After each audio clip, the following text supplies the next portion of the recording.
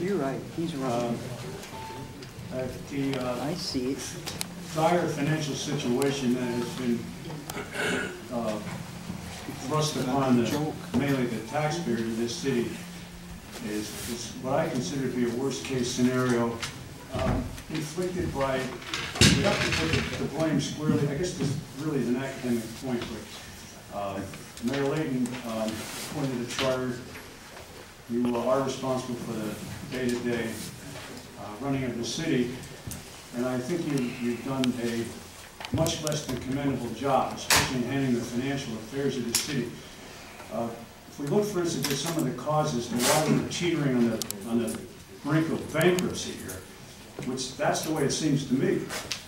I think you've taken a terribly aggressive approach to, for instance, the various projects that you initiated in the city, such as the intermodal, which I spoke out again very aggressively for a long time, to no effect.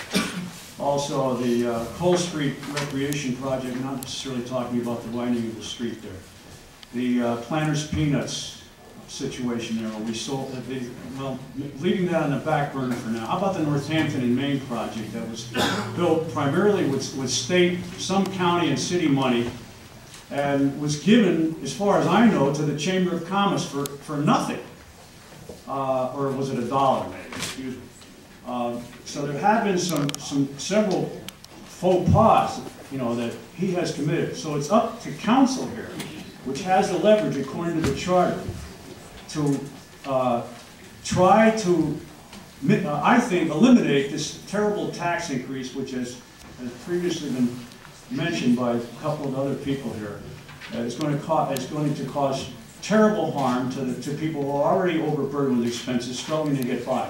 I guess the bottom line here is the mayor has no empathy and has no accountability for the citizens and taxpayers of this city. I hope council doesn't end up providing giving the same impression, because you do have the power to reject this budget and give it back to him, and try to create some bargaining to at least eliminate. I don't mean just lessen, but eliminate this tax increase that he's proposing, this 30% tax increase. And I just want to offer, before my time is up, a few ways that this could possibly be done. First of all, as far as the revenue stream is concerned, anybody ever think of possibly increasing the mercantile or mercantile tax, and so that take away the effect on the taxpayers? I don't know what the percentage is, but I'm sure it's relatively small. At least even a 0.5% there could probably bring in, I don't know how much, maybe $500,000, maybe more. Did the accountants look into that? Did the controller's office look into that? I would think that's one possibility. Another possibility is the commuter tax, like they're thinking of incorporating in Scranton, that they're going to have to incorporate. It seems our fate is going to be probably one and the same as Scranton or Nanticoke or Harrisburg, God forbid, where the state had to virtually take over that city. Is that what's in store for Wilkes Barre? Because I think, if he has his way, that's probably what's going to happen. As I say, it's up to council to find perhaps new sources of revenue along those lines. As far as saving money along the lines of cutting expenses, especially reckless spending, I can think of one or two sitting in this room, perhaps.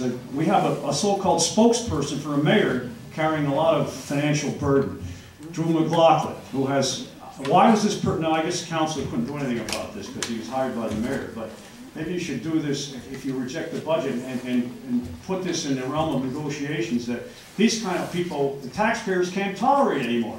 And this guy is making $60,000 or $70,000. He's making comments on, he's commenting on all sorts of matters here. He's really not necessary, as far as I'm concerned, to be on the payroll. And it also goes for Mr. Baruch, as I can see. There's two people that can be laid off without compromising the safety of the citizens of Wilkes Barre, with police and fire layoffs. It's true that a couple of those people might be overpaid and get too many benefits. But it comes down to people that are not necessary to the functioning of this city. Also, perhaps pulling the plug on Hawkeye. What's that? 30 seconds.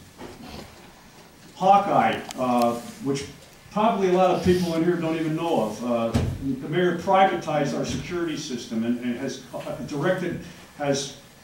put a lot of private money into public expense, into public coffers, I should say. Hawkeye Solutions. That, to me, is a total waste of taxpayers' money. How about Murray McCormick? We were supposed to perhaps pursue some sort of litigation for that, intermodal, those charges, those excessive charges there. These are things that I think have to be looked into in these trying times. Thank you. Thank you, Mr. Chair.